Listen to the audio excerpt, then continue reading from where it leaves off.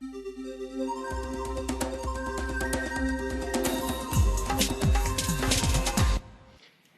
znašli smo se v vrtincu in sredi tedna vseživljenjskega učenja, o čemer smo v oddaji Dobro jutro sicer že govorili, tokrat pa bomo na ta vseslovenski projekt, ki se zaključuje v nedeljo, pogledali še s primorskega konca. Ljudska univerza Koper, ki skrbi za izobraževanje odraslih v slovenski Istri na Krasu, prav te dni slavi 50 let uspešnega dela. Z nami sta v vrtincu to jutro direktorica Ljudske univerze Koper Alenka Grželj in pa vodja izobraževanja v tem javnem zavodu Darja Škorjan-Zbrajko. Dobro jutro obema in dobrodošli pri nas. Dobro jutro. Morda najprej seveda iskrene čestitke ob vašem visokem jubileju, po drugi strani pa vas vsako leto na vaša vrata potrkajo številni udeleženci. Zato nas zanima, kako pravzaprav na trgu danes iščete ravnotežje med tem tržnim delom in tem, da ste pravzaprav v resnici javni zavod. To stanje smo pravzaprav podedovali in nekako po inerciji vlečemo to dalje in že navada je pač taka, da vedno prisluhnemo potrebam delovnih organizacij in posameznikov in zanje pripravimo programe, po katerih je največje povpraševanje. Po drugi strani pa s pomočjo ministrstva, pa sodelovanju z Zavodom za zaposlovanje in tako naprej, sodelujemo bodisi v evropskih razpisih oziroma izvajamo neke programe, ki pa so namenjeni drugi ciljni publiki, so običajno brezplačni in financirani z državnih in evropskih sredstev. Kaj ta trenutek najbolj zanima ljudi? Te dni ste na široko znova odprli svoja vrata. Po čem ljudje pravzaprav povprašujejo, po katerem znanju? Ja, tako naša vrata so pravzaprav odprta za vse, ki iščejo znanje ali pa pot do znanja, pravzaprav celo leto in vsa leta. V tednu vseživljenjskega učenja, ki pa pravzaprav ni več samo teden, pač pa 2 meseca prireditev izobraževalnih, promocijskih, pa seveda še toliko bolj. Mi smo seveda na Ljudski univerzi Koper ta teden bolj posvetili naši 50-letnici. Je pa na Obali in Krasu kar lepo število različnih prireditev, ki vabijo ljudi, da se udeležijo ene ali druge oblike učenja. No, Ljudska univerza Koper sodeluje v tem festivalu učenja že od vsega začetka, to je pred 17 leti, se je začela širiti ta ideja, da je učenje izjemno pomembna stvar v življenju vsakega posameznika, da nas ves čas spremlja v vseh vlogah in situacijah, v katerih se znajdemo. In mi obeležimo to učenje na različne načine. Najrajši gremo pa ven iz klasičnih učilnic, tako so različni sejmi, razne promocijske prireditve, razstave. No, Ljudska univerza je v zadnjih letih tudi koordinator teh prireditev na Obali in Krasu. No, letos koordiniramo, mislim, da 45 partnerjev, različnih izvajalcev in v teh 2 mesecih se bo zvrstilo kar 130 različnih prireditev. Koliko od tega je lahko ljudem na voljo brezplačno? To je danes izjemno pomemben podatek. Ja, v tednu vseživljenjskega učenja oziroma te prireditve, o katerih je kolegica Darja govorila, so vse brezplačne. Zdaj, prireditev je toliko, da je informacija o njih nekako je najbolje, da jih poiščejo posamezniki na spletu. Pri nas na naši spletni strani je objavljen koledar prireditev in nekaj poiščejo zase. Omenjali ste skupaj slavje, ste ob vsem tem delu imeli čas tudi proslaviti 50 let, se spomniti vseh, ki so pomembno vplivali na to pot? Da, včeraj smo to proslavili v Pokrajinskem muzeju v Kopru. Še prej smo pripravili tudi razstavo, s katero smo obeležili naše delo.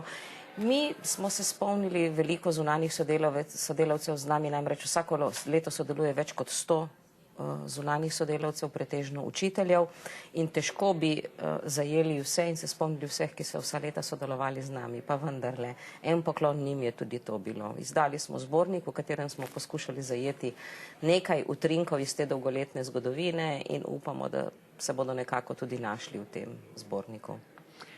Trg se vse čas nenehno spreminja.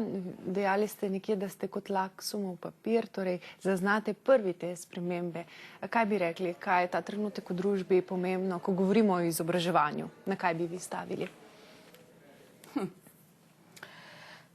Mi bi stavili pravzaprav dejansko na vseživljenjsko učenje. Na učenje v vseh obdobjih. Zdaj, pravzaprav, ko je ta kriza v teku, se pozna to tudi pri nas v izobraževanju, vendar kljub vsemu mi še vedno nudimo en kup različnih brezplačnih priložnosti za učenje, tako da bi ob tej priložnosti povabili vse, ki se morda še niso odločili za ta korak, da potrkajo na naša vrata, pogledajo na našo spletno stran in najdejo kaj zase. Veliko se tudi učite zgledov iz tujine. Kaj je takega, kar bi si recimo želeli povzeti oziroma prevzeti iz tujine? Jaz kot vodja bi si zagotovo želela urejenega sistema financiranja, tako kakor deluje na severu, Nemčiji, Avstriji, kjer je izobraževanje odraslih mnogo bolj predvidljivo, programi mnogo bolj jasni, tudi za nekaj let vnaprej, tako da posamezniki nekako imajo čas, da se odločijo za izobraževanje, da razmislijo o tem in da planirajo to izobraževanje za več let naprej. Pri nas se pravzaprav nikoli ne ve, kaj bo brezplačnega na razpolago, kaj bo ministrstvo razpisalo, tako da se potem zadnji moment razpisuje programe in malček te načrtnosti nam manjka. Sicer pa mislim, da je naša stroka izobraževanja odraslih tudi s pomočjo Andragoškega centra prišlo na zelo zavidljiv nivo. Tudi udeležba odraslih v izobraževanju v Sloveniji je med najvišjimi v Evropi, tako da tu nekatere pomembne kazalnike že dosegamo. Kako nas pa zaznamuje to, da smo nekje na prepihu več držav v Istri, kjer je neprestano prehajanje, bom rekla, ljudi? Ja, to se pozna tudi v naši nenazadnje izobraževalni ponudbi. Zelo veliko je tečajev slovenščine za priseljence. Veliko je tudi pravzaprav tečajev italijanščine za tiste, ki še niso imeli priložnosti, ki so se priselili od drugod na obalo in se želijo ali pa morajo naučiti italijanščine.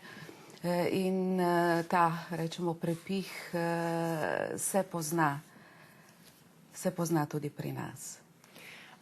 Veljate za izjemno usklajen delovni tim, sicer skromen po številu, in delate ves čas z ljudmi. V čem je ta skrivnost, da vedno, ko pridemo k vam na obisk, imate nasmeh in pravi napotek za vsakega, ki išče znanje? Ja, samo tisti, ki si želi delati z odraslimi, lahko pri nas nekako obstane in ostane. Prvič pri učiteljih imamo to srečo, da lahko izbiramo učiteljski kader. Pri nas so vse pogodbeni sodelavci, to je v določenih primerih, ko govorimo o stalnosti zaposlitve, sicer zelo nerodna zadeva. V teh primerih, ko pa najamemo učitelje samo za izvedbo določenih tečajev, oblik, imamo to možnost, da zberemo najboljše, da jih pretestiramo, da poslušamo odzive udeležencev, tako da izbiramo samo najboljše. Po drugi strani pa se je tudi tako kolektiv na nek način zbral tak, kjer smo vsi taki, ki radi delamo z ljudmi, ki imamo radi naše delo in to je zagotovo tudi videti. V čem je skrivnost dobrega učitelja? Vi se redno srečujete v predavalnici s tečajniki.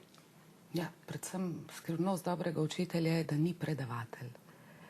Da je učitelj, da čuti svoje udeležence, da jih razume, da zna ugotoviti, kaj oni že znajo in vemo, da odrasel človek veliko se je v tekom življenja zelo veliko naučil in velja to upoštevati. In tisti, ki upošteva vse te dejavnike, je lahko dober učitelj. Morda se ob zaključku pogovora zazremo še v prihodnost, novih 50 let, sploh pa boste ohranjali to ljudskost, ki jo imate že v svojem imenu, oziroma kakšne načrte snujete? Morebiti se bomo celo polotili spremembe imena, vendar bo v podnaslovu vedno ostala Ljudska univerza. To je vendarle ne samo slovenska, tudi evropska tradicija in to ime posebej v evropskem, širšem evropskem prostoru veliko pomeni. V teh časih krize je težko predvidevati, kaj bomo delali. Zagotovo bomo veliko delali z brezposelnimi, zagotovo bomo veliko delali na pridobivanju ključnih spretnosti za odrasle, predvsem mi delamo zelo veliko računalniškega opismenjevanja za odrasle, pa tudi drugih temeljnih spretnosti, kot učenje tujih jezikov in tako naprej. To so vse z evropske strani podprti projekti in to mislim, da bomo delali še naprej, kajti Evropa kar nekako skrbi za predvsem ranljive skupine prebivalstva. Kar se tiče pa tržnega deleža, zagotovo bomo še kar delali na področju srednješolskega izobraževanja, zagotovo pa še več za podjetja, ker znanja je potrebno nenehno obnavljati. Morebiti bomo to počeli z novimi načini, novimi oblikami, metodami, nekaj tudi nadaljavo, vendar dela nam tu zagotovo ne bo zmanjkalo. Hvala lepa za tale jutranji obisk in prijeten dan objema še naprej. Hvala lepa tudi vam.